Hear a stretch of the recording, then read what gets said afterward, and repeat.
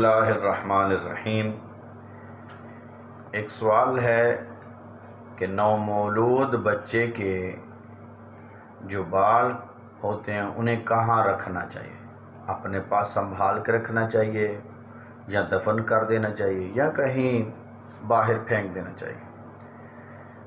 تو ہمارے پاس بک ہے تہذیب آل محمد۔ تہذیب آل محمد میں کہیں بھی یہ نہیں لکھا کہ اپنے پاس سنبھال کر رکھو، اور جنہوں نے سنبھالا ہے تو اس کا فائدہ نہیں ہے، کیونکہ ائمہ طاہرین علیہ السلام فرماتے ہیں بال ہوں یا ناخن ہوں انہیں دفن کر دینا چاہیے۔ ہاں گٹر ہو نالی ہو اس سے پرہیز کرنا چاہیے، کیونکہ انسانی بال ہے، تو بہتر یہی ہے کہ آپ جہاں مرضی انہیں پھینک سکتے ہیں، اس کا فائدہ نہیں ہے۔ گھر میں سنبھالیں، بے شک 100 سال سنبھالیں، اس کا کیا فائدہ ہے؟ کہیں بھی آل محمد نے رکھنے کی اسے اجازت نہیں دی۔